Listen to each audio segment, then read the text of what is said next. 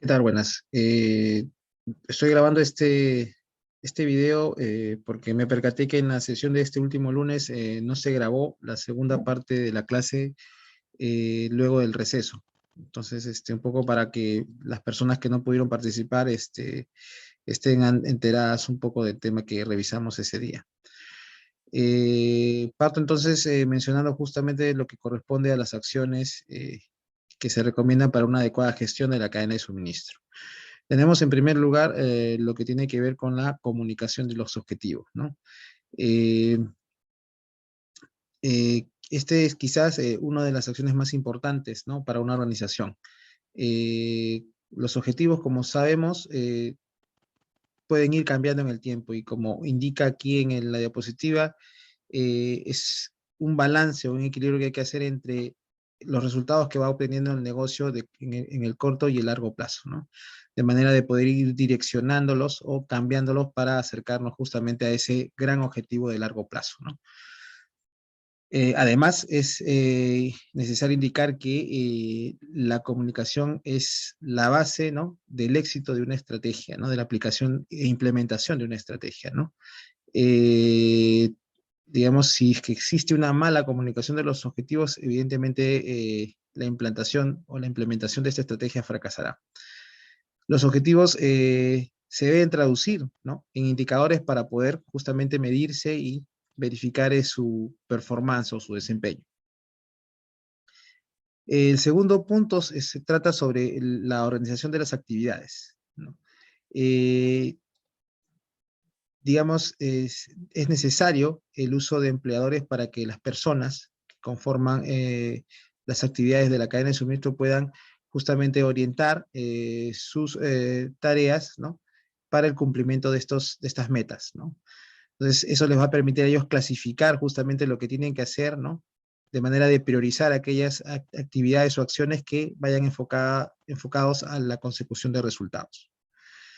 Además de un efecto interno, ¿no? Es importante mencionar de que también se tiene que ver el tema de la organización de actividades entre empresas, no solamente intra, sino también con las empresas fuera de la organización, como es el caso de los proveedores y de los distribuidores. La motivación y el compromiso es otra de las acciones que son importantes para una adecuada gestión, ¿no? De manera de poder orientar, ¿no? Dentro de las actividades a realizar lo que es más importante de lo que no lo es, ¿no? De esta forma el personal que se enfoque justamente en aquello, en los objetivos, ¿no?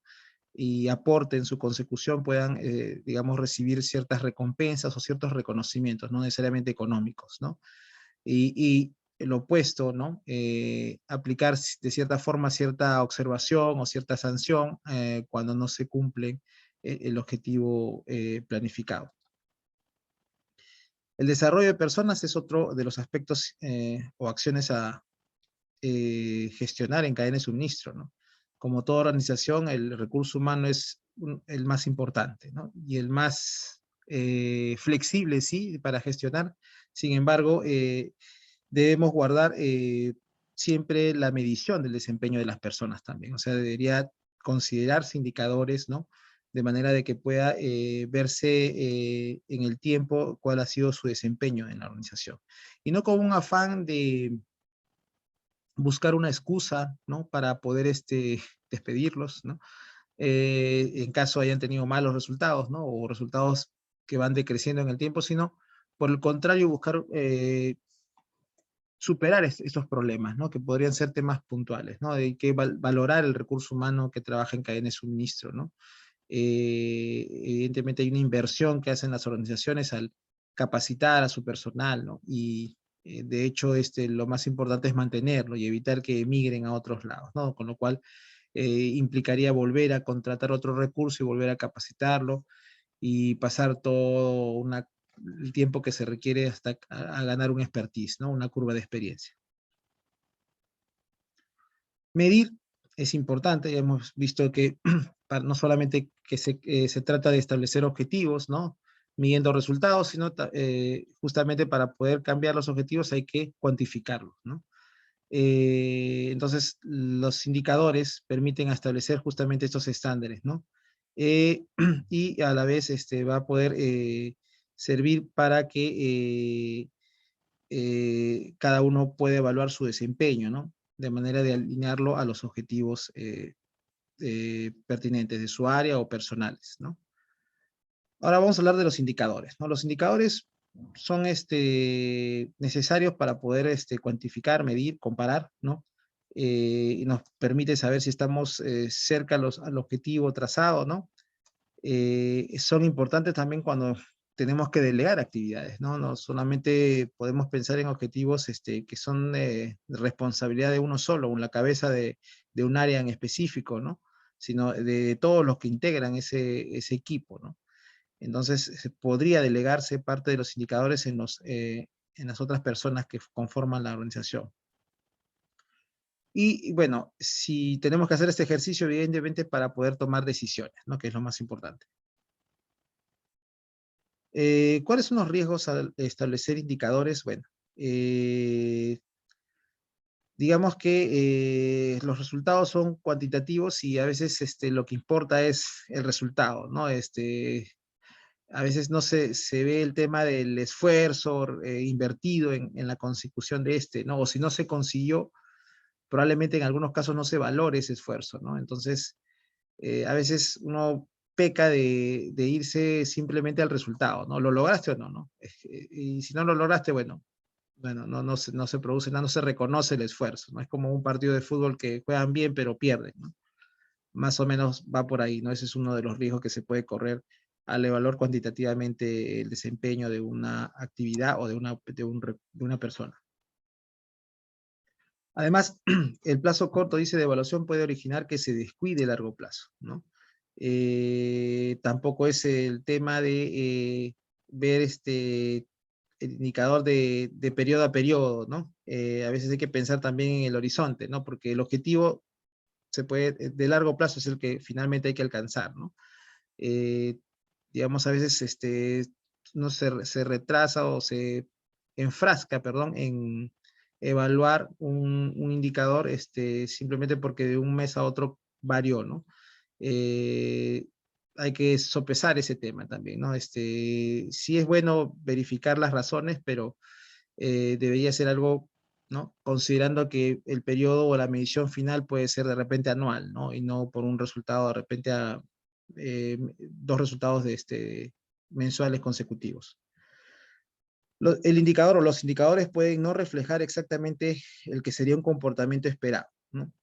Eso sí puede darse, ¿no? A veces puede darse la cifra, se consigue, ¿no? Uno es en ese caso eficaz, ¿no? Consigue ese resultado, se consigue el indicador, pero el comportamiento que se ha demostrado para su consecución no es el que uno esperaría, ¿no?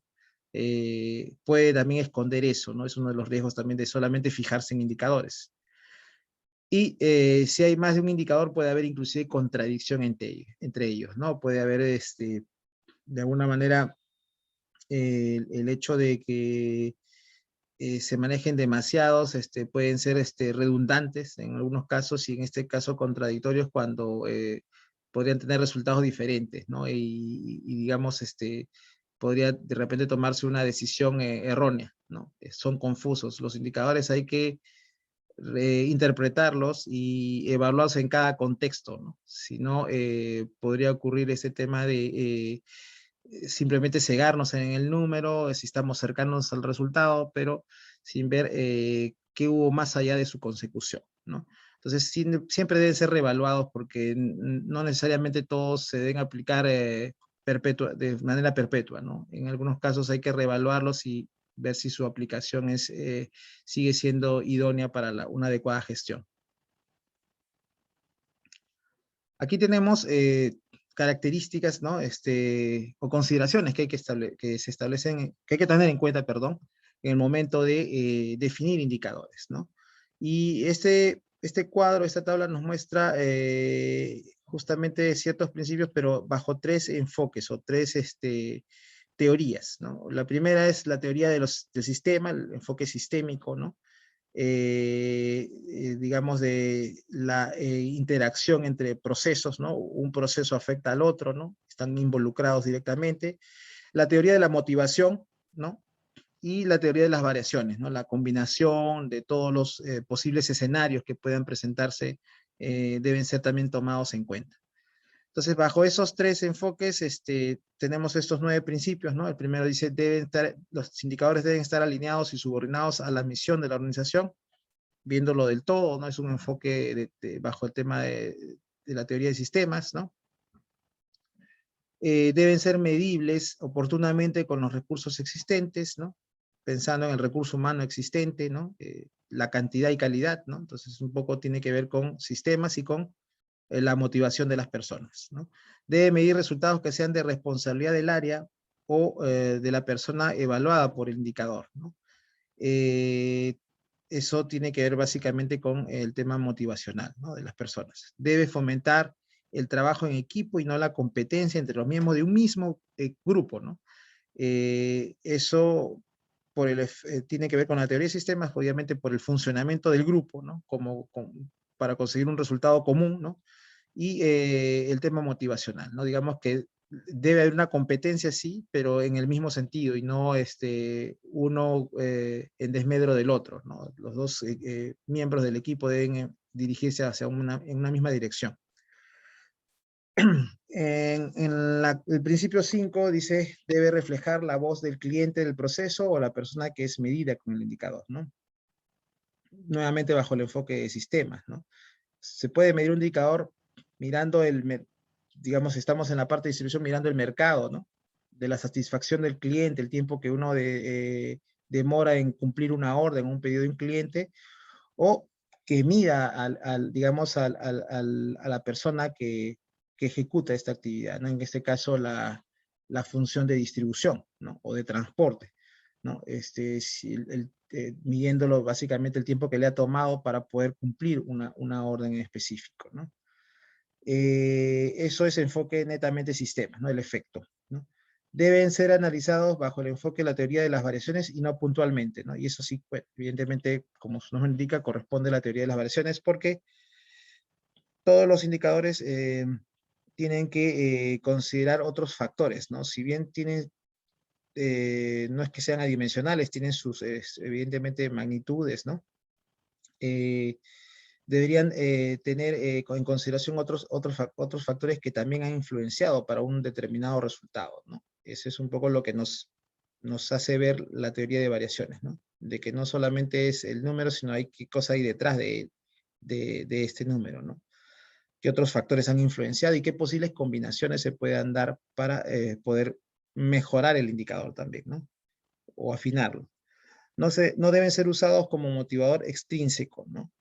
Netamente función de motivación de personas, ¿no? Deben fomentar el estado de autocontrol de las personas evaluadas, nuevamente personas, ¿no? Se refiere esto a que cada persona en su posición tiene que ser capaz para desarrollar, ¿no?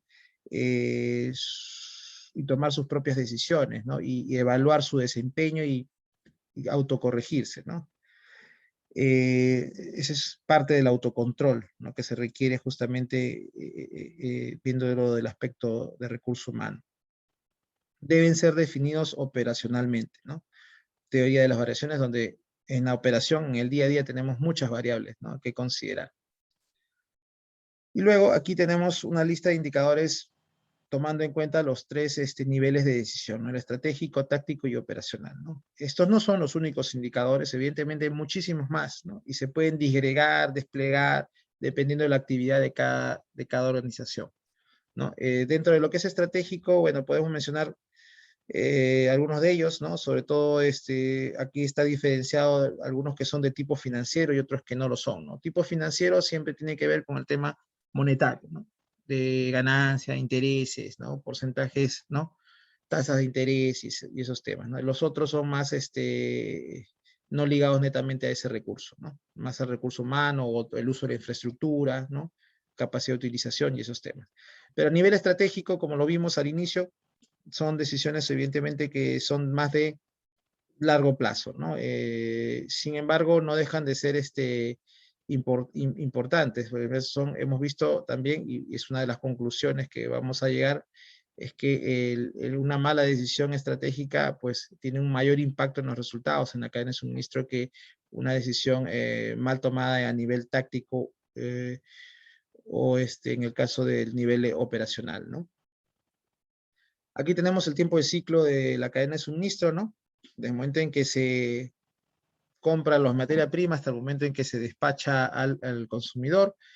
El tiempo de flujo de caja total, ¿no? Es justamente, en algunos casos se entiende como el cash to cash, ¿no? El momento en que uno paga por comprar la materia prima hasta el momento en que uno cobra por los productos vendidos, ¿no? Digamos, es un ciclo también de dinero, ¿no? De flujo de caja. Tiempo ese sí es financiero, evidentemente.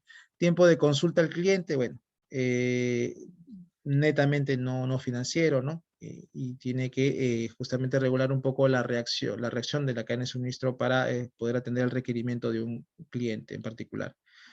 Nivel de valor percibido por el cliente, ¿no? Ese más un poco más, no abstracto, se puede llevar a un número, evidentemente un porcentaje podría ser, pero las valoraciones que da un cliente respecto digamos, el producto que recibe, el servicio que recibe, podría andar en el ámbito cualitativo, ¿cierto? No tan cuantitativo. Ganancia neta versus ratio de productividad, financiero, ¿no? Ganancia neta. Tasa de retorno de la inversión, también financiero, ¿no? Rango de productos y servicios, ¿no? Se refiere a la variedad de productos y servicios que se ofrecen, ¿no? No financiero. Variaciones en el presupuesto, financiero, ¿no? Obviamente, ¿no? Cuando las operaciones se escapan de las manos, ¿no? La operatividad del día a día, la variabilidad del mercado hace que se incurran justamente en sobrecostos, ¿no? Lead time de la orden, ¿no? O sea, el tiempo de abastecimiento de una orden es no financiero y justamente indica el tiempo que demora en atenderse un requerimiento de abastecimiento, ¿no? Flexibilidad para atender necesidades particulares, ¿no? Nivel de asociación comprador-vendedor, es también un indicador, de cierta forma cualitativo, ¿no? Lead time del proveedor versus promedio de la industria, ¿no? Y lead time de despacho también. Hay dos lead time, ¿no? Dependiendo desde el punto de vista del proveedor, evidentemente, y el otro desde la distribución también, ¿no? Para el abastecimiento y para la distribución. Y desempeño de despacho. Luego tenemos, perdón, estamos aquí, los de nivel táctico, ¿no? La mayoría son de no financieros, ¿no? Tenemos la exactitud de las técnicas de pronósticos, ¿no? Como lo comentamos también en clase, es recomendable utilizar varias técnicas de pronóstico, ¿no?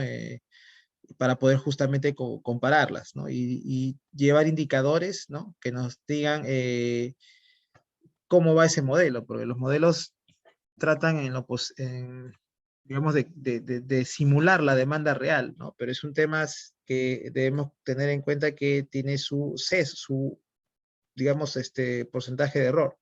No es algo exacto, ¿no? Entonces, la medición de el resultado, la estimación, ¿no? Del modelo de la técnica de pronóstico utilizada versus el resultado real nos va a dar justamente esas variaciones que hay que irlas midiendo en el tiempo, ¿no? Para ver cuál es la desviación de ese modelo, ¿no? Si es que eso llega de pasar un parámetro, habría que evaluar la técnica de pronóstico que se está utilizando, ¿no? Y para ello también es bueno siempre contrastar, no solamente tener un solo modelo, sino con dos uno podría, digamos, poder comparar resultados, ¿no? Tiempo de ciclo de desarrollo de productos, ¿no? Es básicamente a nivel de planificación, ¿no? En el caso de incorporación o implementación de nuevos productos que van dirigidos al mercado, ¿no? Métodos de entrada de la orden, ¿no? De qué formas o de qué formas el cliente puede hacer llegar su orden de compra a la empresa, ¿no?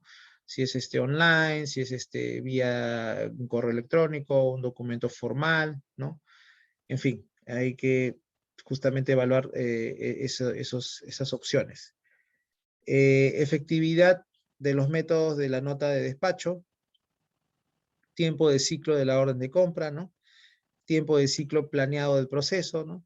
Efectividad de la programación maestra de la producción, ¿no? Planificación, ¿no? Luego de la planificación agregada viene justamente la elaboración del maestro de producción, que es el nivel de planificación previo al desarrollo de la planificación de los recursos, ¿no? De los materiales que se requieren para la producción, ¿no? En esta parte del maestro de producción se hace también el análisis de la capacidad, ¿no? Eso conforma un poco la parte de producción, ¿no? Donde justamente se verifica que con los recursos, con la infraestructura, con la capacidad instalada de la organización puede llevar a cabo este plan maestro de producción, ¿no? Los planes de maestro de producción son planes justamente tácticos a ese nivel porque se revisan mensualmente, semestralmente, ¿no? Se tienen que ir alineando los objetivos, ¿no? Pero digamos, tienen una valoración en el tiempo un poco mayor que un plan a nivel operativo, ¿no? Que sí se tiene variaciones constantes día a día, ¿no? En ese caso, se mide la efectividad de ese plan, ¿no? En el sentido de que del logro obtenido, ¿no? En el tiempo. Asistencia del proveedor en la solución de problemas técnicos, ¿no? ¿Qué tanto se involucra el proveedor en el desarrollo o en la resolución de problemas dentro de la producción, ¿no? Digamos, si es que se presentase una situación de inconformidad de producto fabricado a causa de la materia prima adquirida, ¿no? En este caso el indicador es número de veces, ¿no? Podría ser también una evaluación cualitativa, ¿no? Una buena asistencia, mala asistencia, regular, ¿no? Entonces, el indicador no necesariamente es un número, ¿no? En algunas ocasiones es una valoración cualitativa, ¿no? Habilidad del proveedor en responder a problemas de la calidad, ¿no? ¿No? Se refiere justamente a este problema que puede suceder, ¿no? Y cuál es digamos, su descargo, ¿no? Digamos, en el caso de justificar la mala calidad de la materia prima, ¿no? Aunque bueno, tendría que tomarse de alguna manera desde el punto de vista técnico, ¿no? Y objetivo, ¿no? No bajo el punto de vista de que quiera descargarse de responsabilidad, ¿no? Porque a veces también sucede eso, ¿no? Normalmente los proveedores a veces dicen, bueno, no, yo te entregué el producto en condiciones adecuadas, lo que pasa es que tú lo almacenas mal, ¿no? Y ahí pierde sus características. Entonces, entraría en una discusión, ¿no? Pero en realidad el enfoque debería estar más en resolver, ¿no? Una situación, el soporte que debe dar un proveedor, en este caso a la empresa, ¿no? Frente a una eventualidad como esa, ¿no? De un problema de calidad en la materia prima entregada. Iniciativas de ahorro en costo de los proveedores, ¿no? A veces el mismo proveedor sugiere a la empresa, ¿no? Adecuarse o tomar una política de compras adecuada de manera de que ambos ganen, ¿no? Como por ejemplo, a ver, un ejemplo de este caso, adquirir la materia prima necesaria, ¿no? En una cantidad, de repente una compra anticipada de manera de poder obtener un buen precio, ¿no? En un momento determinado. Hay ciertos commodities que cambian en el tiempo y bueno, a veces decisiones anticipadas, ¿no? Comprando un precio bajo son bien recibidas, ¿no? Y quienes tienen mayor conocimiento de eso justamente son los proveedores que requieren esa materia prima, ¿no? Un caso de esos, por ejemplo, puedo decir en que yo he podido ver eh, en la empresa de esta envasadora de gas, Solgas, se adquirían cilindros, ¿no? En base de acero nuevo. Trabajamos con varios proveedores, ¿no? De fabricación de estos envases y en un momento determinado que el acero estaba escaso, ¿no? 2008 habrá sido por ahí, 2007, 2008, hicieron compra, ¿no? Los proveedores sugirieron a la empresa comprar el acero, los bobinas de acero anticipadamente para justamente poder asegurar la fabricación de los cilindros, ¿no? Entonces, la empresa Repsol compró las bobinas de acero y luego se las transfirió a los proveedores para que ejecuten la fabricación de los envases, ¿no? Pero eso se hizo como medida aportada por justamente los proveedores que eran eh, conocedores del mercado del acero, ¿no? Bien, procedimientos documentados de los proveedores, ¿no? Eso los proveedores tienen que alinearse con las políticas de la empresa, ¿no? Y que para brindar un servicio adecuado, sus procesos tienen que estar adecuadamente documentados, ¿no? Confiabilidad de despacho, respuesta de despachos urgentes, ¿no? En caso de, ya de la distribución, efectividad de la programación de la distribución, ¿no? Del nivel operacional, bueno, tenemos aquí costo horario de operación, ¿no? Es básicamente de día a día, ¿no? ¿Cuánto es el costo de producción por horario, ¿no? Costo de traslado de la información, ¿no? Cuando se comparte sistemas de información y comunicación también existe un costo, ¿no? Eh, Utilización de la capacidad, ¿no? Es decir, no financiero, bueno, de todo tipo. Acá en realidad el indicador es genérico, ¿no? Podría ser la capacidad del almacén, podría ser la capacidad de la flota de vehículos, ¿no? Eh, en fin, está la capacidad de producción, ¿no? De fabricación. Nivel de inventario total, ¿no? Es la gestión de stocks, ¿no? Tasa de rechazo a los productos del proveedor, ¿no? ¿Qué tanto se le rechaza, ¿no? Las veces que se le rechaza el ingreso de materia prima al proveedor, calidad del despacho de la documentación, ¿no? Eficiencia del ciclo de la orden de compra, ¿no? Frecuencia de despacho, confiabilidad del administrador de desempeño, calidad de productos suministrados y bueno, logro de despachos libres de defectos, ¿no? Eso es básicamente en el tema de distribución, ¿no? Donde se considera pues que el producto llegue íntegro a su destinatario, a su cliente final o cliente intermedio, ¿no? Sin daño, sin digamos, algún deterioro en su conformidad, en su calidad, ¿no? Entonces, también es una forma de medir la calidad en el servicio, ¿no? Bien, eso en cuanto a lo que son indicadores, ¿no? Vamos a ver, de ver luego de repente un caso donde se aplique para una actividad en específico, porque hay que aterrizar un poco esto, ¿no? Estamos yendo de lo genérico a lo específico, ¿no? Y en esta cápsula teórica la idea es presentarles la parte general, ¿no? Luego, con un caso o un ejercicio podemos ver un tema particular en el tema de indicadores, ¿no?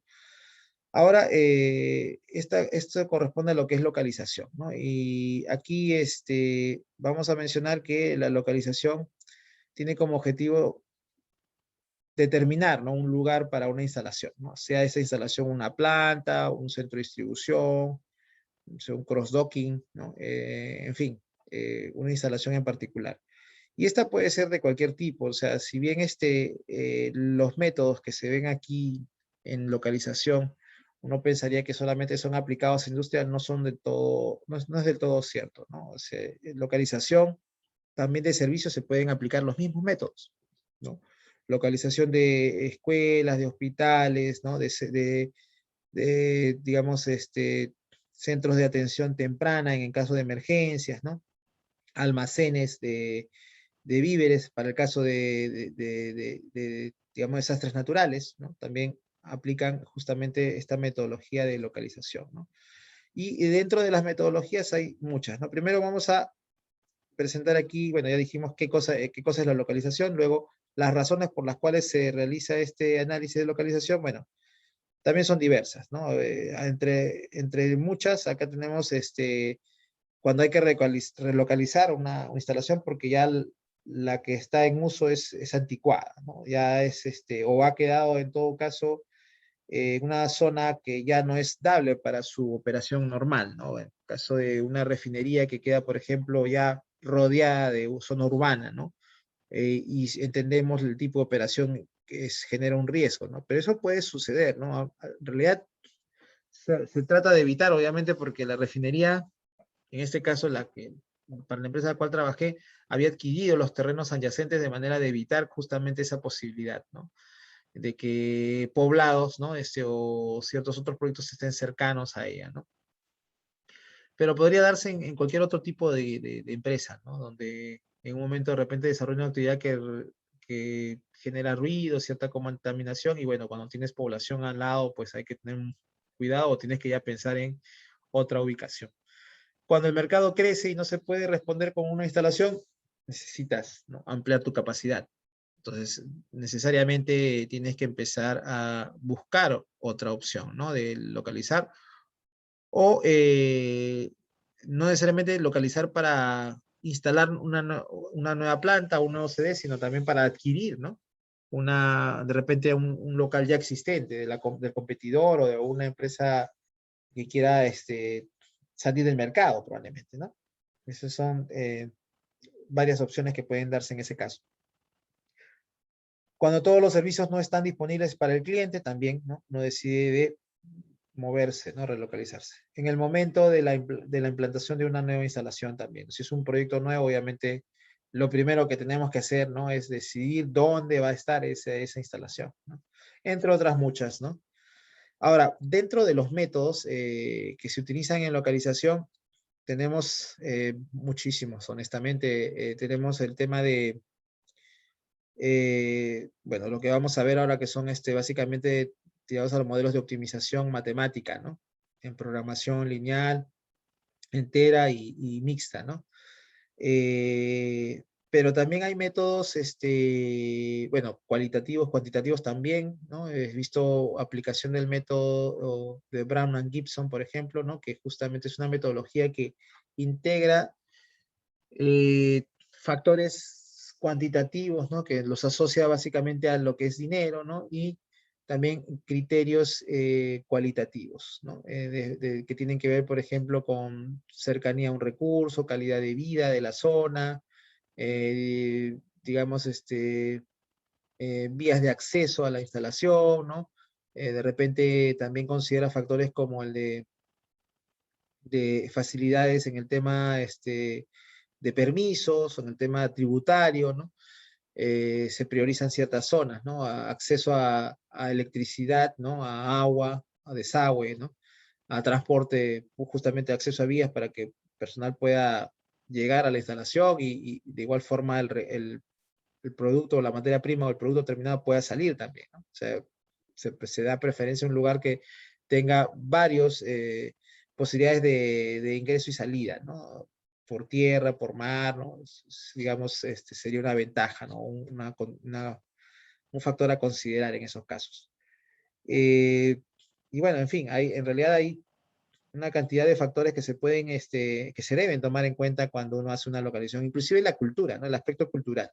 No es lo mismo instalar una planta en Latinoamérica que instalarla en Europa o en Asia, ¿no? Entonces, el aspecto cultural también entra a tallar en una evaluación, ¿no? Pero no quiere decir que una descarte a otra, ¿no? Lo que se hace y nuevamente recomendaría en mi caso es que usen varios métodos, ¿no? Porque al final el número te dice algo, ¿no? Te da cierta idea que te puede llevar a una decisión, pero al final la decisión final la toman las personas y en base no solamente a números, ¿no?, también a aspectos justamente cualitativos. También existen métodos de geolocalización, como he mencionado, ¿no? En ese caso, la geolocalización es una herramienta, no es novedosa, pero claro, con el avance y el tema del uso de recursos informáticos, ¿no? Se trabaja mucho con la información, digamos, de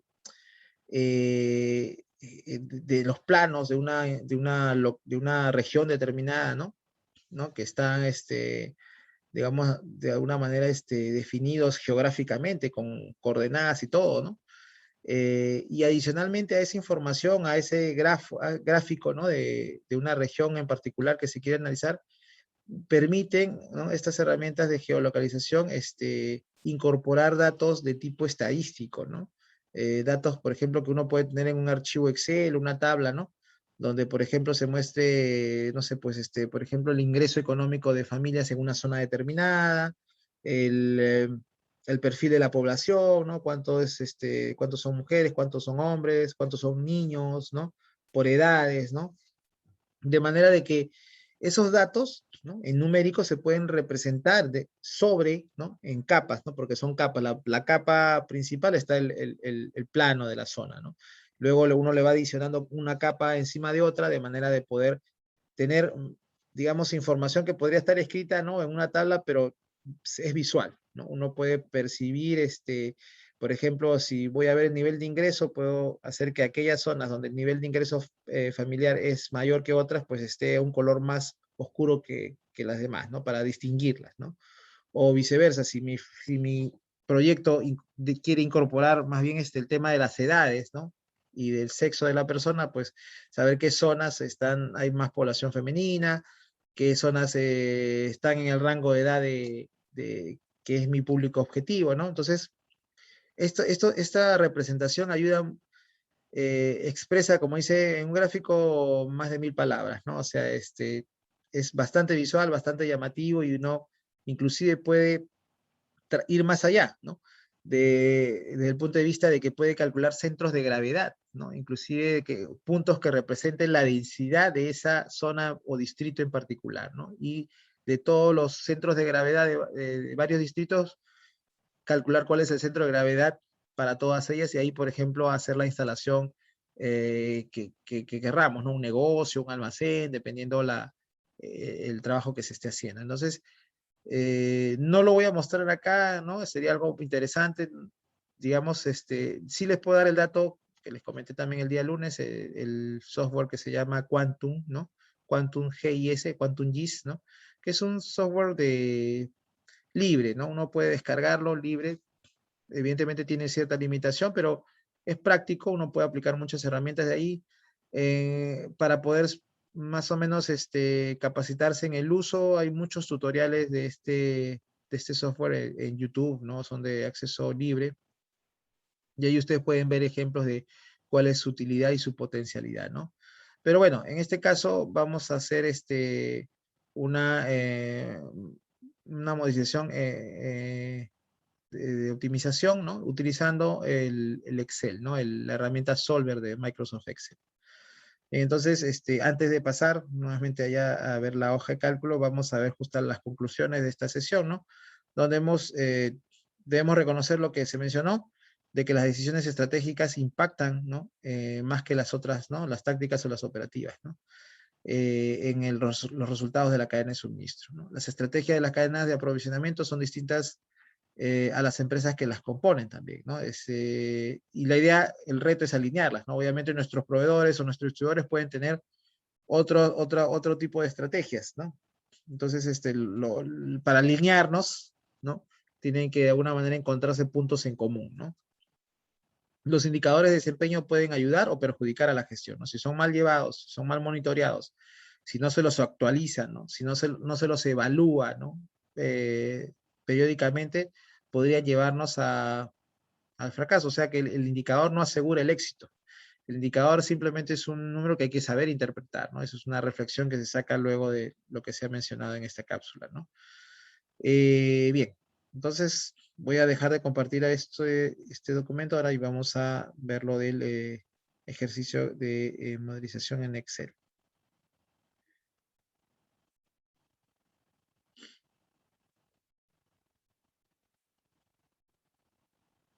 Bien, bueno, aquí lo comentamos también en la clase.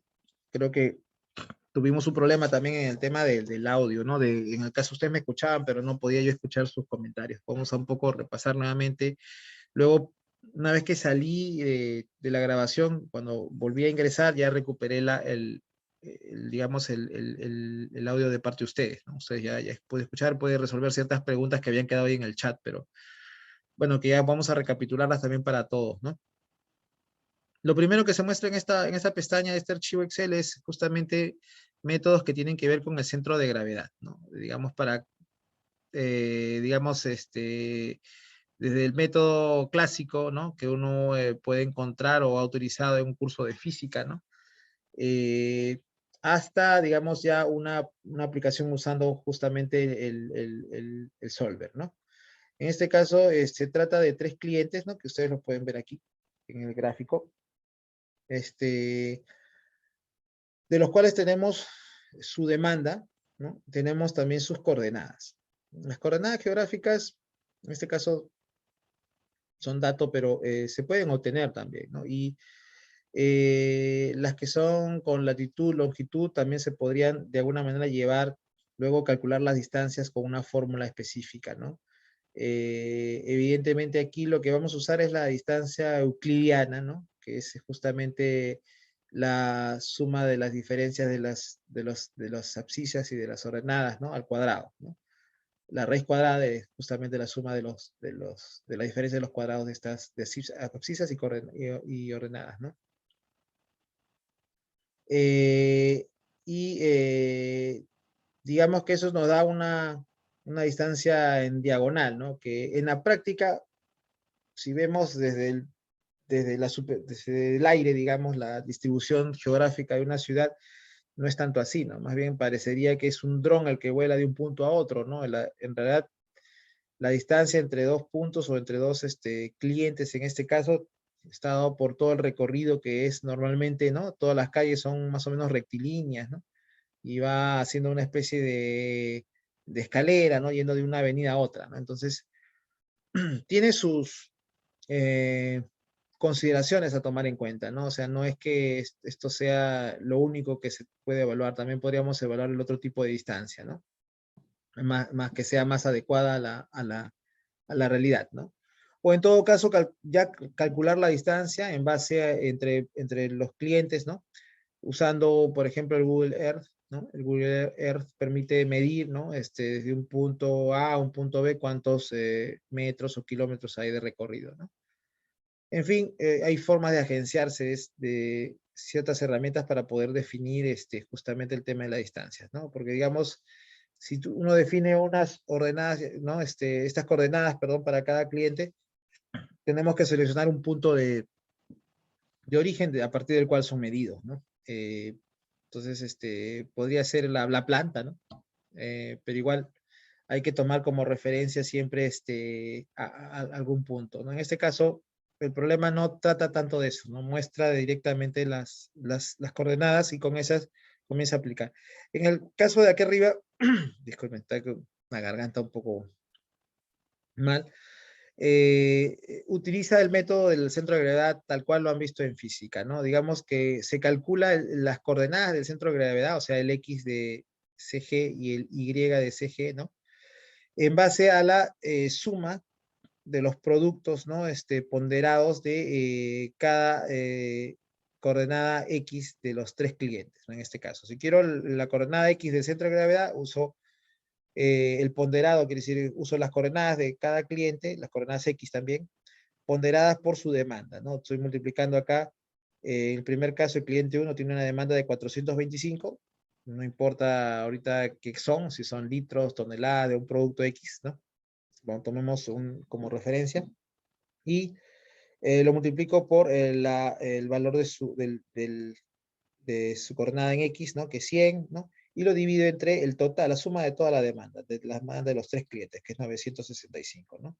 Igual hago para el cliente 2, ¿no? 320 por 86 entre 965 y más el tercer cliente que tiene una demanda de 220 por 20 entre 965, ¿no? Y eso, este cálculo me da una coordenada del centro de gravedad en el eje X de 77.1. Lo mismo, la misma operación se hace para calcular la coordenada Y del centro de gravedad, ¿no? En este caso ya no uso las demandas, sí, porque sobre eso pondero, pero ya uso evidentemente las coordenadas Y de cada cliente, ¿no? Y obtengo una coordenada Y del centro de gravedad de 62.2, ¿no? Digamos que podría ubicarse más o menos por el centro del triángulo que forman, ¿no? Las líneas que unen a los tres clientes, ¿no? Ahora, si aplicamos un modelo Solver en este caso, ¿no? Donde planteamos, por ejemplo, la misma data, ¿no? Con la misma data, pero vamos a hacer que el solver busque cuál es la coordenada ideal, de manera que se minimice la distancia ponderada, ¿no? Que es esta de acá. ¿Cuál es la distancia ponderada? Obviamente es el producto de la distancia, ¿no? De los clientes, ¿no? Con estas coordenadas al centro de gravedad que se determine, ¿no? Multiplicada por su demanda, ¿no? Entonces, digamos, si vamos a borrar acá porque esta es la respuesta, ¿no? Final, ¿no? Si nosotros borramos la respuesta, lo que obtenemos es, evidentemente, hay un valor siempre porque en este caso está considerando que el centro de gravedad está en la coordenada 0,0. Entonces, igual hay una distancia de 0,0 a 100,80, 86,40, 20,60, ¿no? Entonces, igual ya calcula una distancia y evidentemente la ponderada es la multiplicación de esto por la demanda, ¿no? Entonces, hay que crear el modelo en Solver, ¿no? Y yo entiendo que algunos de ustedes de repente no lo han visto, o sea, la idea tampoco es que, digamos, y están en el programa de la maestría que con el módulo del MIT, sí es necesario que lo dominen, ¿no? Si no, bueno, es un tema básicamente de conocimiento, ¿no? De que esta herramienta de alguna manera puede ser utilizado con ese fin, ¿no? Excel tiene una función solver, ¿no? Lo que está aquí en donde dice datos, ¿no? Aquí está ya activada esta herramienta, ¿no? Si no estuviese activada hay que entrar a la parte de configuración de Excel y poder solicitarla, ¿no? Todos los paquetes de Excel tienen esta herramienta, o sea, simplemente si no aparece ahí hay que activarla nada más, ¿no? Y bueno, cuando le dan clic ahí en Solver aparece justo esta ventanita donde aparece el modelo, ¿no? En este caso, nosotros queremos minimizar, ¿no? Acá justamente está todo, digamos, optimizador tiene un cierto lenguaje para justamente meter el modelo, ¿no? Una cosa es un modelo matemático, como normalmente lo hemos visto en ingeniería, sobre todo los que han estudiado ingeniería, y otra cosa es el modelo visto ya en el lenguaje del optimizador, digamos, ¿no? Pero bueno, no es tampoco algo tan espectacular, ¿no? He visto sí ciertos optimizadores, puedes optimizar en Python o en Cplex, ¿no? El mismo Lingo, ¿no? Pero siempre hay una nomenclatura que respetar, ¿no? Cuando uno declara variables, la función objetivo, las variables, las restricciones, ¿no? Y de ciertas condiciones. Solver tiene lo mismo, ¿no? En este caso muestra aquí la función objetivo, ¿no? Ustedes tienen que señalar la celda donde se encuentra la función objetivo, ¿no? En este caso, la función objetivo es esta que está acá en amarillo, ¿no? Que está dada por la suma, ¿no? O sea, hay una fórmula dentro, ¿no? Es la suma de todas las distancias ponderadas. Y las distancias ponderadas, evidentemente, está la fórmula de la distancia por la demanda, ¿no? A su vez, esta distancia, como les he dicho, es la distancia euclidiana, ¿no? Quiere decir que, ¿cómo hallo esto? Bueno, diferencia de las coordenadas X e Y, ¿no? Con el centro de gravedad, ¿no? Elevadas al cuadrado, sumadas y raíz cuadrada, ¿no? Ese es da esta distancia, ¿no? Entonces, ya está considerada acá también la fórmula, ¿no? No tengo que meterla aquí en el modelo. Luego, en esta parte indico si voy a maximizar este dato o lo debo de minimizar. En este caso queremos minimizar la distancia, ¿no? Justamente se busca que ese centro de gravedad minimice la distancia que tiene respecto de los tres clientes, ¿no? Luego indicamos cuál es la parte que tiene que variar, ¿no? Que el modelo va a comenzar a buscar y justamente es la que está aquí en color naranja, ¿no? Son estas dos células, justo las coordenadas X y Y del centro de gravedad. Y finalmente están las restricciones. Están las restricciones que en este caso el modelo considera de que hay que limitar de cierta forma la ubicación del centro de gravedad, ¿no? En este caso él ha puesto que la coordenada de X del centro de gravedad no sea menor o igual, ¿no? Sea menor o igual que 150, ¿no? Digamos, uno podría variarlo, ¿no? No va a cambiar el resultado, no sé, pues a 100, ¿no? eh, podría estar ahí ajustado porque podría salir 100 realmente. 150 creo es un número adecuado, ¿no? Para que no se vaya fuera del cuadro, que también nos daría una suma de distancias de repente improbable, ¿no? Pero igual sirve para que el modelo no trabaje demasiado también, ¿no? Si no, podría tomar más tiempo, ¿no? Bueno, la otra es que la coordenada Y también le he puesto un límite, no 150, sino 100, que sea menor o igual que 100, la coordenada Y del centro de gravedad. Y luego que justamente estos dos datos, el X y Y, no sean positivos, ¿no? Mayores o iguales que 0, ¿no? Entonces, esas son las únicas tres restricciones que se utilizan en este pequeño modelo, ¿no? Ahora, hay una particularidad aquí abajo, ¿no? Bueno, el tema de cómo ingresar cada restricción, en realidad, es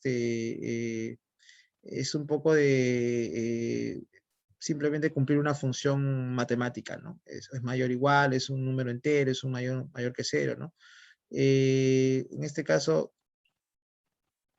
estamos justamente evaluando una de esas, la que les comenté que en el eje X sea menor o igual que 150, ¿no? Como verán, se indica la variable, ¿no? Aquí hay varias opciones, ¿no? Menor igual, igual, mayor igual, entero, binario, ¿no? Y aquí un valor, ¿no? Justamente esa es la forma como se va declarando. Se pueden agregar más restricciones, ¿no? Si uno quiere ser más complejo el modelo. Y me estaba viendo justamente esta parte de aquí abajito donde dice la forma de resolución, ¿no? Ya ha seleccionado la no lineal, GRG no lineal. También hay la simplex lineal, ¿no? Y la evolucionaria. En realidad, los problemas no lineares significan que hay ciertas funciones cuadráticas, ¿no? Cúbicas, ¿no? Evidentemente, en este caso, sí tenemos una función cuadrática, pues justamente hemos la función para calcular la distancia, ¿no? Del centro de gravedad con las coordenadas del centro de gravedad respecto de los clientes, ¿no? Está elevado al cuadrado. Entonces, es dable usar justamente esta opción, ¿no? En el caso de los otros modelos que vamos a ver en las otras pestañas de localización, no se requiere eso, se utiliza el simplex lineal, ¿no? De programación lineal. Bien, entonces le damos resolver, ¿no? Una vez que está esto y el modelo entrega justamente esas coordenadas, ¿no? Ahora, ¿por qué la diferencia entre estas coordenadas y las de acá? ¿No? Y son realmente dos casos distintos, ¿no? No es que nos tengan que dar lo mismo, ¿no? En este caso, hace una ponderación, ¿no? Como, digamos, de la demanda respecto a las coordenadas de cada punto, ¿no? Sin embargo, en este caso, es la minimización de un resultado, ¿no? Por eso es que en el fondo no se puede obtener lo mismo. Son dos temas distintos. Este método de aquí abajo se denomina el método de Weber, ¿no? En el de acá, sí, bueno, este es el centro de gravedad clásico, ¿no? Que lo hemos visto seguramente muchos en los cursos de física.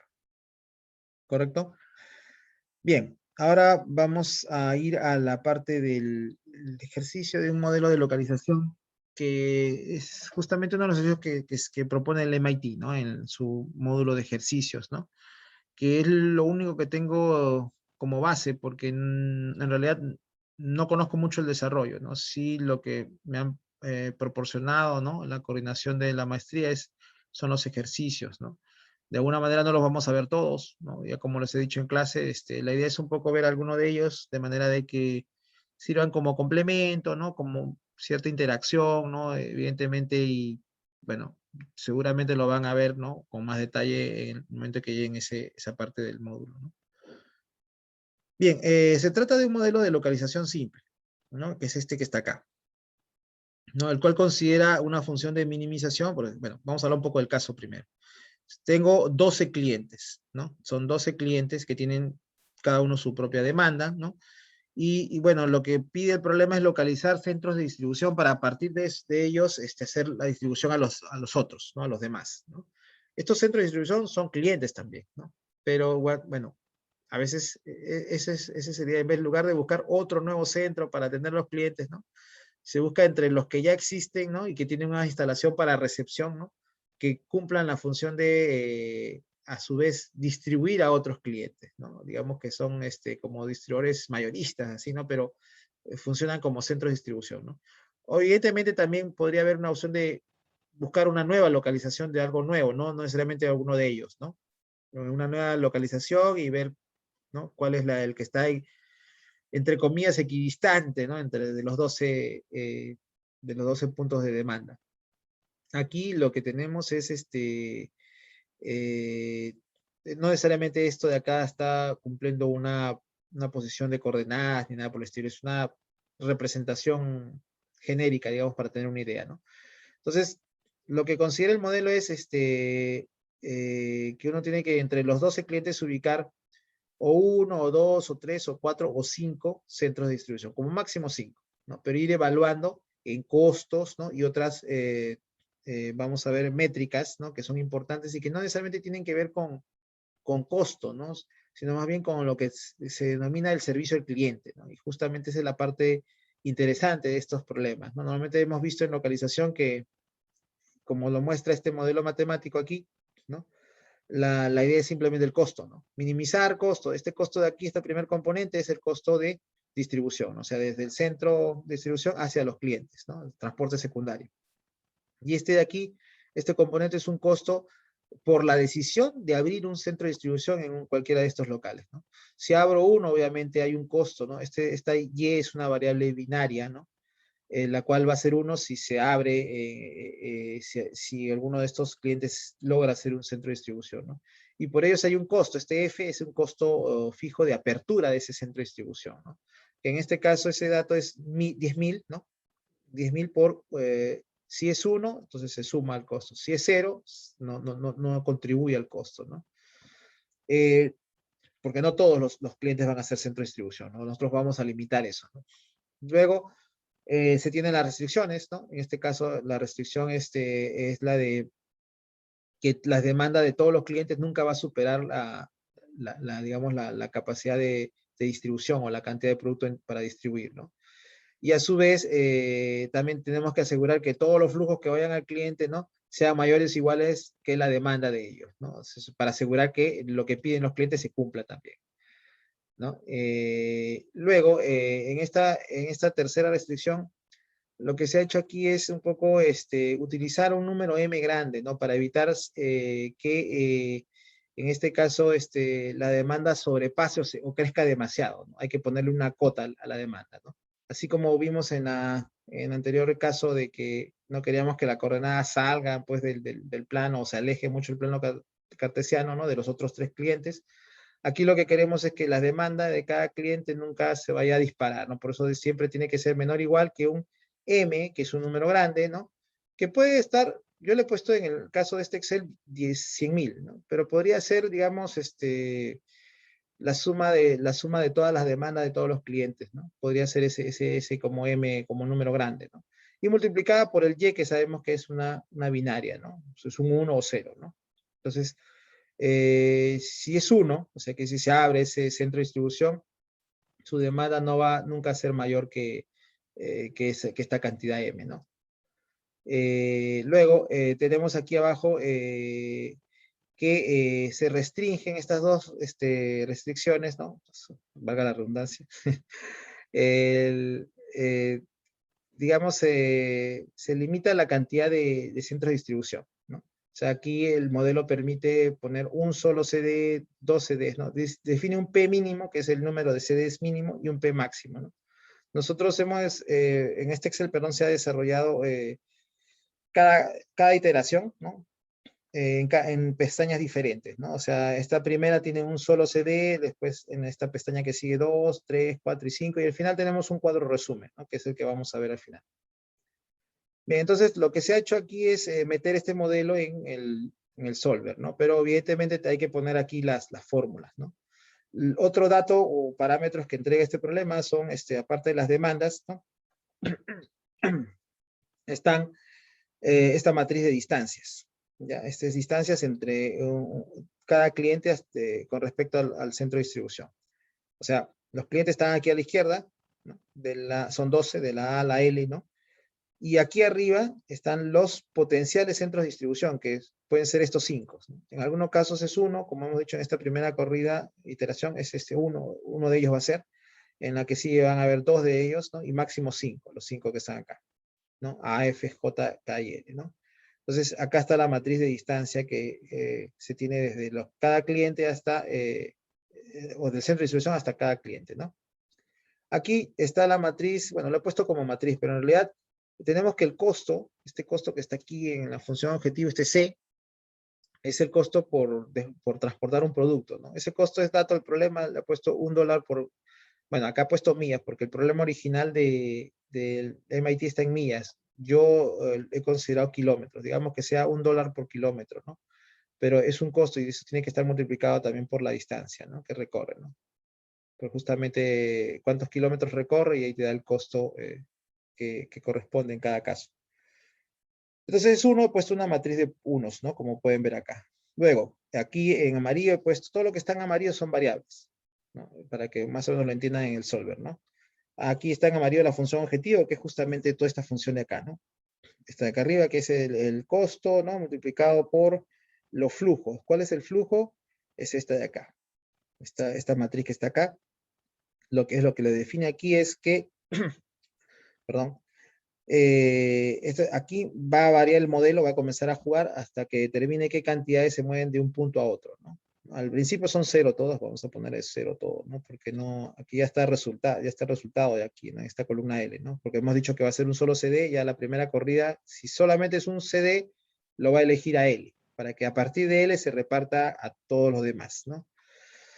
Pero para que corra el modelo, claro, tiene que estar cero todo, ¿no? Cero todo aquí también, ¿no? Y ahí hacen la corrida, ¿no? Entonces, esta función objetivo utiliza el costo, ¿no? Por esto de esta matriz de acá hay una suma productos, ¿no? Y además le adiciona el costo de la decisión de instalar un CD, ¿no? O sea, quiere decir que aquí tienen ustedes en esta parte también amarillo, acá está la variable binaria Y, ¿no? Que es 0 si no se abre el CD en ese punto y 1 si se abre, ¿no? En este caso, como ven el resultado, L si se decía 1 y los demás son 0, ¿no? Y como hay un costo por apertura, en ese caso, ¿no? Como solamente uno, en este caso L, son 10.000 que se va a adicionar a esta función objetivo, ¿no? Entonces, todo eso está metido en esta fórmula, en esta celda, ¿no? Esta es mi función objetivo que tengo que minimizar, como indica. Entonces, todo lo que está en amarillo, variables, ¿no? Binarias y las X. Las X aquí de IJ son los flujos de un centro de distribución a un cliente. ¿Correcto? Luego, tenemos un poco que, bueno, meter ya el modelo, ¿no? Digamos, porque lo que está acá abajo es un poco para saber las métricas que les voy a explicar a continuación también. Vamos a ver un poco el modelo en este caso. Es un poco más largo, evidente, que el otro. Aquí la función objetivo, la celda que corresponde, la, la zona que son variables, ¿no? Son esta de acá y la matriz de las X de IJ, ¿no? Y luego cada una de las restricciones, ¿no? Digamos que está dado de que, por ejemplo, esta parte, ¿no? Estas variables sean binarias, ¿no? C42 a C46, ¿no? Son binarios, ¿no? Luego está el tema de que C47, que es aquí en este caso el número de sedes que se abren para esta primera corrida, ¿no? Tienen que ser menores que lo que se indica acá, el F39, que es aquí, ¿no?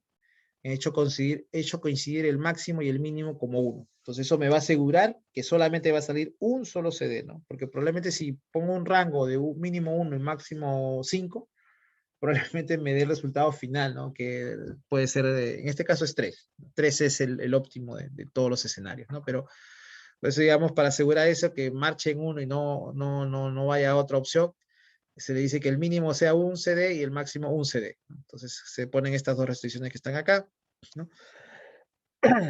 Disculpen que estoy con la congestión severa por la humedad. Luego tenemos el tema de J42 hasta J53, ¿no? Que básicamente está acá, es la parte de las X, ¿no? Esta es de acá, ¿no? Esta de acá, digamos, toda esta columna es lo que, digamos, si fuese A el elegido, que no lo es en esta primera iteración, ¿no? Siempre sea menor a la capacidad de almacenamiento, de A, ¿no? A la capacidad de la demanda, que en este caso es el SE42, ¿no? Perdón, es el E42, ¿no? Que está acá. Pasa que el modelo borra un poco. El 42 es este de aquí, ¿no? En este caso A no se ha abierto, ¿no? Digamos, cada sede tiene una capacidad y esa no debe exceder a la demanda total, ¿no? La suma de lo que entrega de la demanda de todos los clientes, ¿no? Es básicamente esta de aquí, ¿no? Y luego tengo que estas variables también tienen que ser enteras, ¿no? Enteras, ¿no? Es una restricción del J42 al N53, o sea, toda la matriz que está acá en amarillo, ¿no? Tiene que ser un entero, ¿no? Tengo luego del K42, ¿no? Que es bueno, K42, nuevamente acá, de aquí, ¿no? K42, está la F, ¿no? Hasta el K53, ¿no? Que está más abajo en la línea de F, ¿no? Tiene que ser menor justamente también a la demanda total, ¿no? De ese centro de distribución, ¿no? Tampoco la limitación de aquí, esta que está acá, ¿no? Y, bueno, tengo también el tema de, se aplica también para los otros las otras opciones, hemos visto A, hemos visto F, ¿no? para J, K y L también se aplica lo mismo, ¿no? Tenemos acá L, ¿no? Tenemos esta restricción, si no me equivoco, es M42. A ver, M42. A ver, M42. Estamos aquí. Es esta de acá, ¿no? M42, ¿no? N42, o sea, para L es esta de acá. N42. Y ya bueno, acá tenemos sí O42 hasta O53, ¿no? ¿Qué es esto? ¿No? La suma de todas las demandas, ¿no? Debe ser mayor o igual que P42 a P53, ¿no? Este de acá. Digamos que en este caso esta última de aquí corresponde a esta restricción de acá. A esta de aquí. Esta segunda, ¿no? Es esta de acá, ¿no? Y bueno, al final tengo el O54, ¿no? El O54, que es ya la suma de todas las demandas, 1746 suma todas las demandas. Uy, estoy variando la función objetivo.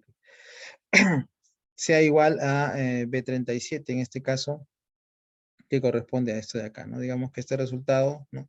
De todo lo que se distribuye tiene que atenderse toda la demanda, entonces tiene que ser igual a esta de acá, ¿no? Este también es, en este caso coincide, porque obviamente simplemente es para cuadrar de que la demanda de de los 12 clientes, que es 1746, sea igual a lo que va a distribuir, en este caso, un CD, ¿no? Para todos los clientes. Tienen que coincidir, ¿no? Tienen que ser iguales, ¿no? Y en este caso voy a resolver bajo el simplex, ¿no? Acá vamos a variar la función objetivo porque he comenzado a variarla. Es esta C38, ¿no? Bueno, en realidad,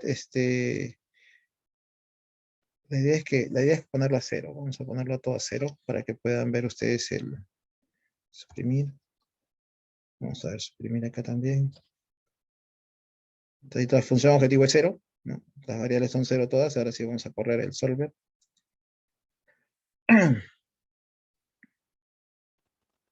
Y ahí nos da justamente L nuevamente el mismo resultado, ¿no? ¿Correcto?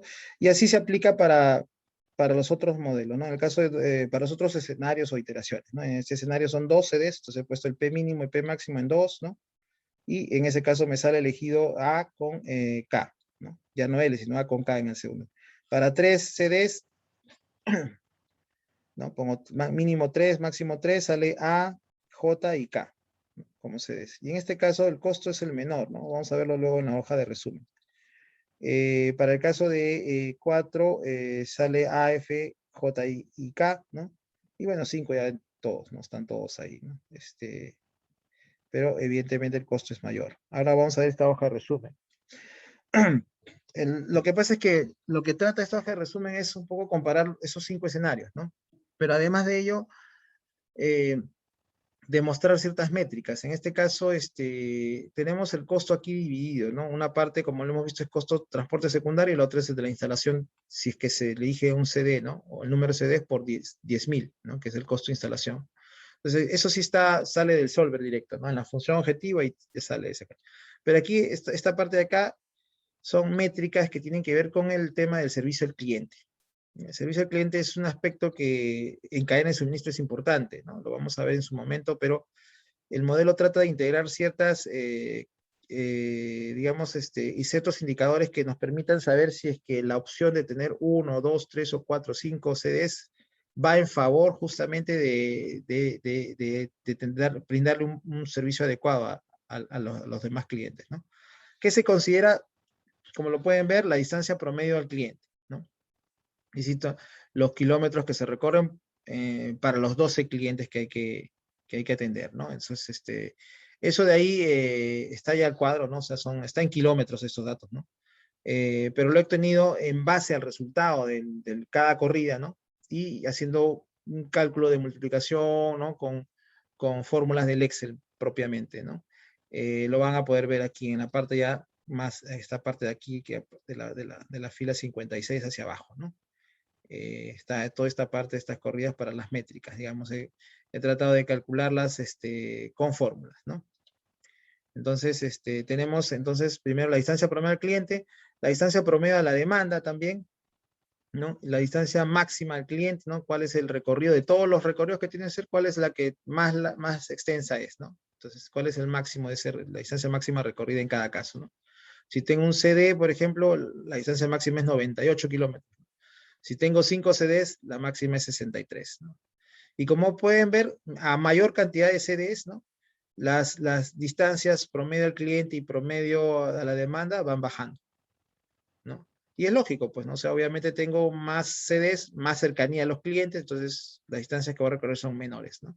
Entonces, pero tampoco hay que, digamos, irnos a ese extremo, ¿no? Obviamente, si yo quiero dar un buen servicio al cliente, ¿no? O sea, perfecto, obviamente me va a costar más, ¿no? Ese es justamente el equilibrio que hay que hacer en cadena de suministro, ¿no? Evaluar este costo versus beneficio.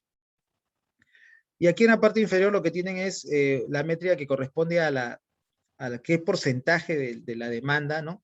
Total se encuentra en rangos de kilómetros, ¿no? Digamos en un radio de acción respecto de la ubicación del centro de distribución, ¿no? Si es uno, si son 5, igual hay un radio de acción, ¿no? Entonces te dice qué porcentaje de los pedidos, del total del pedido, el 100%, se encuentran a una distancia menor o igual de 25 kilómetros, entre 25 y 50 kilómetros, entre 50 y 75, entre 75 y 100 y más de 100 kilómetros, ¿no? Digamos que es a evitar, pues, que esté más de 100 kilómetros, ese cliente está bastante alejado, ¿no? Es un recorrido más largo. Digamos que sea así, hay que asumir un poco ese escenario. Obviamente uno diga, bueno, 100 kilómetros, no sé, pues lo hago 1 hora y media, no sé, pues, ¿no? Más o menos, ¿no? Por ahí, 1 hora 20. Pero bueno, digamos que es un escenario a evitar, ¿no? Y que también influye en una decisión, ¿no? Y que es bueno mostrar. Entonces, aquí se muestra, ¿no? Obviamente para un CD, en ningún caso de los 5 tengo una demanda que esté más lejos de 100 kilómetros, ¿no? Digamos que en el caso de un CD sí hay, ¿no? Que están entre 75 y 100, 11% de eso, del total de pedido, de los 1.746 toneladas, póngale, ¿no? Eh, y digamos un 10% nomás que está en el rango de menos de 25, o sea que está relativamente cerca, ¿no? Porque esto después finalmente la ubicación respecto del centro de la sirve justamente para aplicar otro modelo, otro no es programa, es un modelo de optimización que es el ruteo, ¿no? El famoso, una vez que se da la localización también se ve el ruteo, como se indica en la lectura que les dejé para esta semana, ¿no? Si se tienen dos CDs, evidentemente aumenta la cantidad de la demanda que se encuentra a menos de 25, ¿no? Y se concentra más cercano, ¿no? 3 CDs, 55% ya, ¿no? Que está en ese rango y va subiendo también acá, ¿no? Y va, ya desaparece ya la demanda a partir de 2 CDs, la demanda que se encuentra entre 75 y 100 ya no existe, ¿no? Y bueno, para 4 y 5 también obviamente se va concentrando, ¿no? Miren, para 5 tenemos 77% de la demanda se encuentra en menos de 25 kilómetros, claro, ¿no? Eso es lógico también. Pero evidentemente acá siempre se sopesa, como les he dicho. Ahora, ¿cómo he hecho este cálculo, no? Porque como les he dicho, he hecho un cálculo, digamos, con fórmulas, básicamente, ¿no? La tarea que se les va a dejar en el PAIDEA justamente indica ahora que integren ustedes para dos de esas métricas, ¿no? Y lo integren como una restricción en el modelo, en el solver, ¿no? Entonces, básicamente es un poco para que un poco también ustedes revisen esto, ¿no? Yo creo que con este video que ya no tienen ningún problema de grabación o de voz o de interacción con ustedes, de repente les va a ayudar más en ese sentido, ¿no? Eh, entonces, lo que he comenzado a hacer es justamente lo que me piden. En el primer caso dicen la distancia máxima. Bueno, ese es el tercero realmente, ¿no? El primero que dicen es la distancia promedio del cliente, ¿no? La distancia promedio del cliente, en este caso, estamos en el escenario de 3, ojo, ¿no? 3 CDs, ¿ya? Que es el óptimo, el que tiene menor costo, ¿ya? En ese caso salieron estos 3 CDs, ¿no? Y a partir de estos 3 CDs se va a hacer la distribución. Entonces, yo lo que tengo que hacer aquí es de todo y el solver me ha dado inclusive la respuesta de que a quién atiende cada CD, ¿no? En el caso de A, por ejemplo, obviamente va su demanda, pues, ¿no? A tiene una demanda de 425, sí, acá está, ¿no? Su demanda de 425 llega ahí, ¿no? En ese caso, la distancia que se recorre es 0, ¿no? Digamos, lo que considera acá, si ven ustedes el modelo, no incluye el transporte primario, ¿no? Podría ser algo interesante también si es que se tiene definido dónde está la planta, ¿no? La distancia de la planta a estos que son elegidos CDs, ¿no? entraría otro componente aquí para minimizar en la función objetivo, ¿no? Y probablemente otras restricciones también, ¿no? Evidentemente también transporte, ¿no? Que hay que considerar. Pero bueno, no ese es el contexto, ¿no? El contexto dice simplemente a partir de los centros de distribución que tú ubiques en los clientes, que distribuyas a los otros clientes, ¿no? Entonces, A tiene, tiene 0 en ese recorrido, ¿no? Digamos que en este caso mi distancia que voy a recorrer de A hacia A es 0, pues no la considero, ¿no? A también va a tender a C, ¿no? Pero para C sí tengo que desplazarme, ¿no? Tengo que despacharle 43 toneladas, digamos, ¿no? Pero para ir de A a C tengo que recorrer 69 kilómetros. Entonces acá pongo 69 kilómetros, ¿no? Y así sucesivamente, para cada cliente que es atendido por este CD, ¿no? Voy, digamos, con las fórmulas, ¿no? Voy buscando aquí en esta matriz, ¿no? ¿Cuál es la distancia, ¿no? Entonces, lo que voy a recapitular en esta matriz de acá son los kilómetros recorridos desde los CDs a los clientes, ¿no? Y lo que me piden en primer lugar es cuál es la distancia promedio, ¿no? O sea, hago la suma de esto, de kilómetros recorridos de todos, ¿no? En este caso son 3 CDs, 3 CDs, ¿no? A, J y K. Sumo y lo divido entre 12, porque son 12 clientes, y eso me da el promedio, ¿no? En este caso, distancia promedio del cliente, 38.6 kilómetros, está aquí, ¿no? Aquí en 13 Ds, y acá 38.6 kilómetros, ¿no?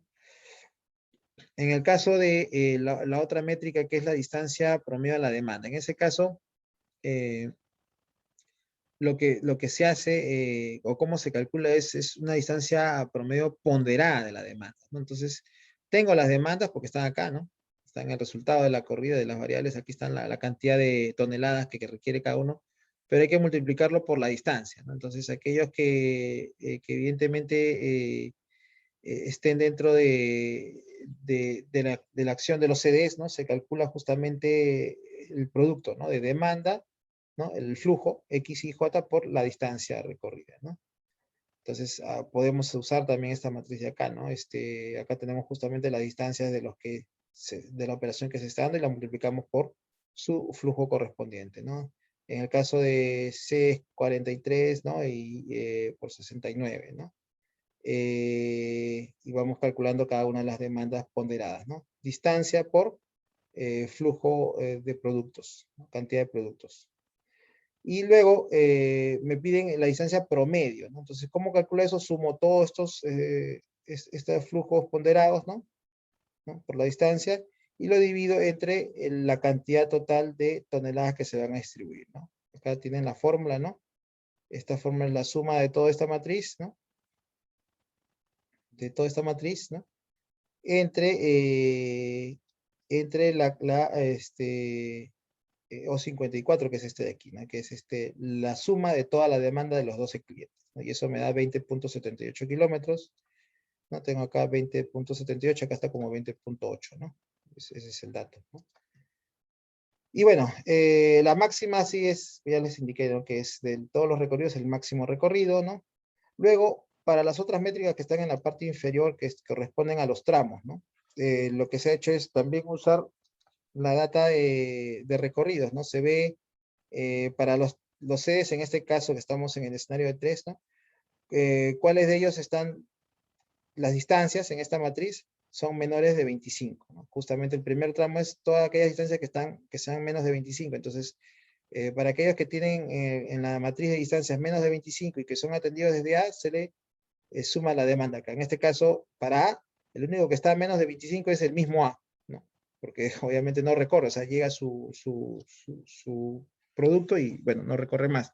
Pero, por ejemplo, cuando dijimos para ir de A a C, que es uno que le corresponde atender a C, C está a 69 kilómetros. Ya pasa, ¿no? Digamos, no se considera ese caso, ¿no? E, que es otro cliente que es atendido desde A, ¿no? De A a E es 55, también está sobre los 25 kilómetros, ¿no? Entonces, como pueden ver aquí, igual se hace con fórmulas, ¿no? Lógicas, ¿no? En este caso, ¿no? Con la función sí, ¿no? Que si cumple ese rango, entonces se coloca aquí la demanda del otro celda, ¿no? Y así sucesivamente. Y aquí están solamente todas las demandas para aquellos clientes cuya distancia al centro de distribución, ¿no? Sea A, J o K, sea menor de 25 kilómetros, ¿no? Luego, lo que hago es sumar, nuevamente, ¿no? Porque lo que se muestra en el cuadro de resumen son porcentajes también, ¿no? Este es parte de la demanda, ¿no? es esta, entonces simplemente sumo y divido entre el total de la demanda, ¿no? Que como dijimos es 1.746 toneladas, digamos, ¿no? Y eso me da 55% de la demanda, está a menos de 25 kilómetros, ¿no? Entonces, aquí tenemos, en este caso, la tabla justa de 50, para distancia menos de 25, 55 kilómetros, ¿no? Y así se aplica para los otros casos, ¿no? Ahora hace un rango entre 25 y 50, está la fórmula también que es un poquito más larga, ¿no? Para poder incluir tanto del lado izquierdo como del lado derecho, ¿no? Pero me considera todas las demandas de aquellos clientes que están entre 25 o más que 25, pero no es mayor igual, no es mayor que 25 y menor igual que 50, ¿no? Y ahí entra otra demanda, lo divido entre el total, 1.746, me sale 23%, ¿no? Y acá pongo 23% en el cuadro. Y es como se calcula. Ahora, este cálculo, como lo estoy mostrando, se ha hecho manualmente, ¿no? Pero la tarea es para hacerlo justamente como parte de la modelación, siempre y cuando el modelo entregue un límite, no va a hacer que les digregue así, ¿no? Les va a decir que la distancia sea mayor que un valor o menor que tal valor, ¿no? Le va a poner ese parámetro como dato, ¿no? Entonces, esa data se va a poner en el PyData y ustedes ahí van a poder resolver. Bueno, eso sería, digamos, este ejercicio. Si queda algo puntual para verlo, lo veríamos este lunes que viene, ¿no? Al inicio de la clase, a ver si ha quedado algún tema que no ha sido del todo entendido en este aspecto, ¿no? Bueno, hasta aquí sería esta grabación. Muchas gracias y nos estamos encontrando el día lunes, ¿no? Voy a ir subiendo en la semana también el material, ¿no? Las correcciones de sus, este, de sus entregas, ¿no? De la primera semana, de la primera sesión. Ya voy a anotarlas, ¿no? Para que tengan ustedes sus notas. Quisiera, por favor, también, voy a plantear lo del trabajo grupal este lunes también que viene. Hablamos el lunes pasado, ya el 13, sobre que conformen dos grupos, ¿no? Un grupo de 4, un grupo de 3, ustedes son 7, y poder, no sé qué tanta conexión tienen ustedes, pero digamos que por favor les pido que ahí que hagan el esfuerzo de abrirse un poco, ¿no? De contactar con el compañero para poder conformar el grupo, ¿no? De manera que ya el día lunes de repente me dicen quiénes integran cada grupo, ¿no? Entonces, bueno, eso sería para todo en esta oportunidad. Bueno, les agradezco y bueno, cuídense. Gracias.